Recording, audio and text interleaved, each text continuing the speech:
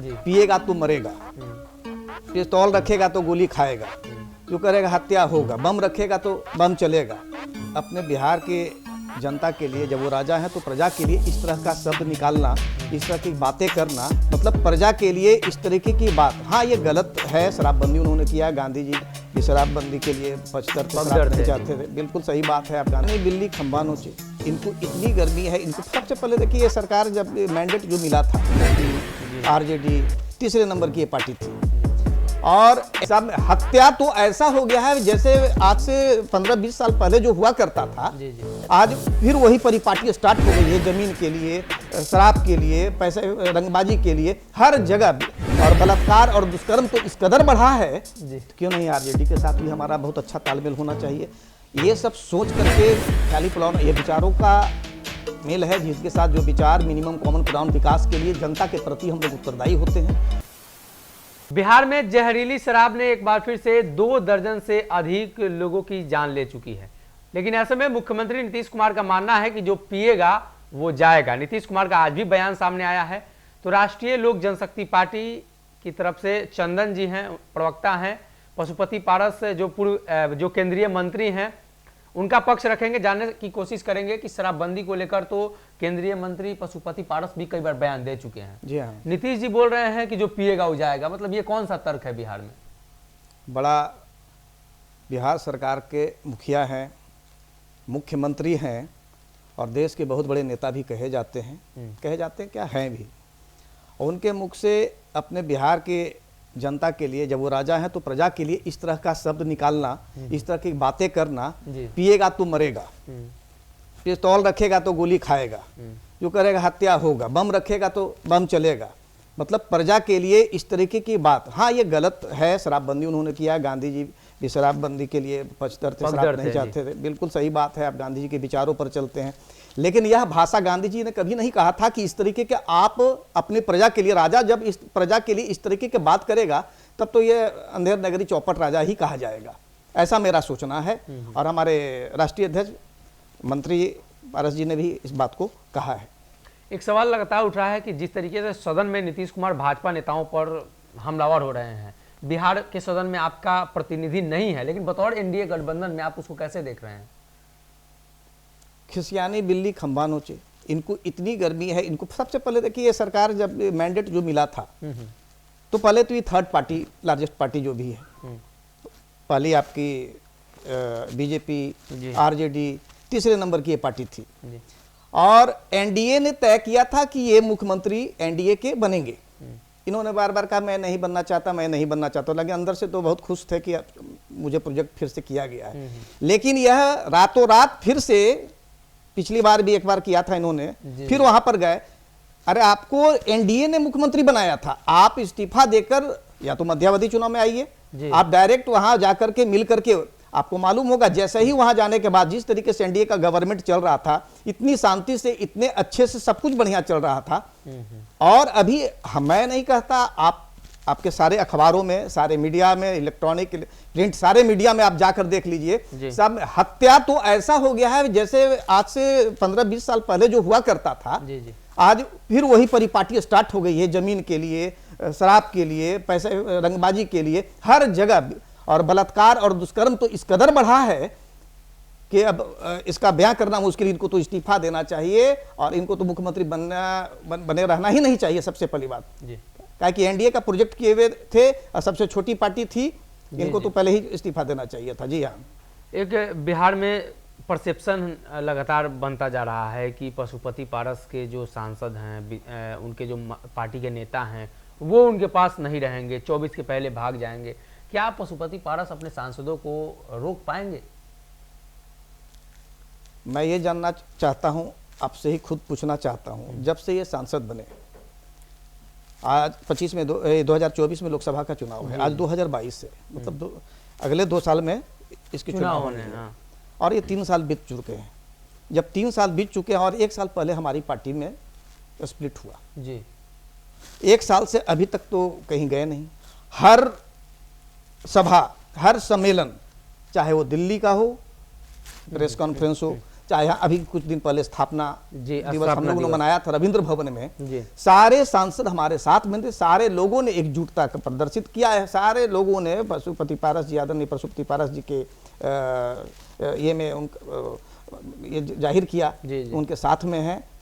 तो ये बातें कहाँ से आती है? ये बातें इसलिए आ रही हैं कि चिराग जी के घर पे महबूब अली कैसर साहब की एक तस्वीर वायरल हुई, अभी कुछ दिन पहले उनकी नानी की डेथ हुई थी, उसमें नजर आए वो, तो फिर से चर्चा तेज हो गई कि चिराग के संपर्क में है।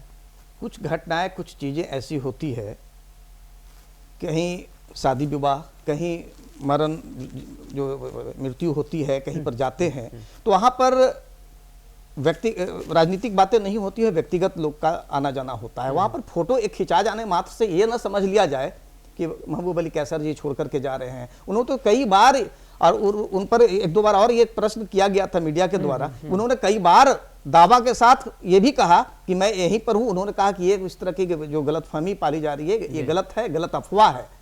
ऐसी कोई बात नहीं है जी, कोई बात नहीं है। बिहार में पशुपति पारस लगातार प्रचार प्रसार भाजपा के लिए कर रहे हैं, चिराग भी कर रहे हैं। चिराग के आने से आप लोग असहज हैं? देखिए, चिराग पासवान जी असहज कोई नहीं है। एनडीए में अभी उनका, अब किसने उनको, अभी तो स्वागत हुआ नहीं है एनडीए में, अभी गठबंधन में अभी तो सिर्फ चुनाव प्रचार करने आए हैं। एनडीए में उनका स्वागत नहीं हुआ। अगर एनडीए में वो रहे होते, मान लिया कि अब वो अपनी एक पार्टी चला रहे हैं, तथाकथित राष्ट्रीय अध्यक्ष अपने आप को घोषित किए हुए, एक विधायक भी उनके पास नहीं है। सबसे कुछ बातें तो और मैं कह देना चाहता हूँ, यह कितने शर्मनाक बात है। आपके पास कोई भी एक सिंगल सांसद है, मान लिया कि बहुत अच्छे हैं, आप कर्मठ हैं, बहुत प्यारे हैं जनता के और आपको लोग चाहता है, लेकिन ये आज से नहीं, जब से हुआ कि बिहार का मुख्यमंत्री कैसा हो, मेरे मुख्यमंत्री बनेंगे। अरे मुख्यमंत्री बनने के लिए जनप्रतिनिधियों की संख्या चाहिए। ये सब चीज़ों को अभी ये नहीं, आप अभी यंग हैं, युवा हैं, अभी आप मेहनत कीजिए, लेकिन वो नकारात्मक राजनीति की इस देश में वो प्रतीक कहे जा रहे हैं। वह दूसरे को हराने में खुशी महसूस करते हैं, अपने खुद को मजबूत करने के बजाय। नीतीश कुमार को मैंने हरा दिया, कुढ़नी से हरा दिया, वहां से हरा दिया, ये सब चीजें, बीजेपी जीत गई। अरे बीजेपी का आप हनुमान बन रहे थे, आपको बीजेपी के हनुमान बन रहे थे, एनडीए में आप आना चाह रहे थे, तो आप अभी तक तो एनडीए में आपकी एंट्री हुई नहीं है, लेकिन हुआ कि मिनिस्टर भी बनने जा रहे हैं। ये अफवाह कहां से आता है, हमें तो नहीं समझ में आता है कि 2 दिन के बाद, इस इलेक्शन के बाद, इस घटना के बाद ये बनने वाले हैं। अभी गुजरात की जो नई सरकार बनी, उसमें शपथ ग्रहण समारोह में हमारे आदरणीय राष्ट्रीय अध्यक्ष श्री पशुपति पारस जी का आमंत्रण मिला, औपचारिक रूप से वहां पर गए। अगर ऐसा है, अगर वो एनडीए घटक में ये भी इनका स्वागत हुआ होता, अगर ये हनुमान होते या उनके प्रिय होते, तो इनको भी इनविटेशन औपचारिक रूप से आता, पॉलिटिकली एज ए राष्ट्रीय अध्यक्ष के रूप में, अगर अपने पार्टी का लोजपा रामविलास जो उन्होंने बनाया है, तो इनका आता, लेकिन नहीं आया। आप लोग मजबूत पा रहे हैं एनडीए गठबंधन? बिल्कुल मजबूत है। आपसी मिनिमम कॉमन प्रोग्राम्स का जो हम लोग का जो बॉन्डिंग्स है, एक साथ में कोई भी चीजों पर हम लोग बैठते हैं, विचार करते हैं। और भी पार्टियां हैं। नीतीश जी की पारस जी के साथ नजदीकियों की वजह से ये चर्चा होती है हर बार कि पारस जी जदयू की तरफ भी शिफ्ट करेंगे, जदयू की तरफ, इसलिए कि जो सांसद हैं उनके पति जदयू से एमएलसी हैं। अब काफी चर्चा हुई है कुढ़नी के चुनाव में, एक तरफ भाजपा का प्रचार कर रही हैं, उनकी पत्नी वो जदयू का प्रचार कर रहे हैं, जदयू के सर्वे सर्वा हैं उस चुनाव में। अब बिना सिंह के बारे में बात जी, जी, आप ऐसा क्यों नहीं बोलते हैं कि महबूब अली कैसर जी के बेटे भी राजद के नेता हैं जी? तो क्यों नहीं आरजेडी के साथ भी हमारा बहुत अच्छा तालमेल होना चाहिए। ये सब सोच करके ख्याली पुलाव, ये विचारों का मेल है, जिसके साथ जो विचार मिनिमम कॉमन प्रोग्राम विकास के लिए जनता के प्रति हम लोग उत्तरदायी होते हैं, उस चीज़ों के लिए कौन कौन से जो कार्यक्रम है, किसके लिए हमारी बॉन्डिंग होती है, उसके लिए। अभी जातीय जनगणना कुछ दिन पहले की बात थी, इसमें थोड़ी सी वैचारिक मत भिन्नता आई थी, थोड़ी सी हुआ कि कराना है नहीं कराना है, लेकिन सवाल होता है उसके लाभ हानि क्या हो सकते हैं, इस पर चर्चा हुई थी। इस पर एनडीए के गवर्नेंस जो बॉडी कैबिनेट है, जिस पर उस पर जो उचित होगा जनता के लिए, देश के लिए, वह किया जाएगा। इस बातों को करके ये किया गया।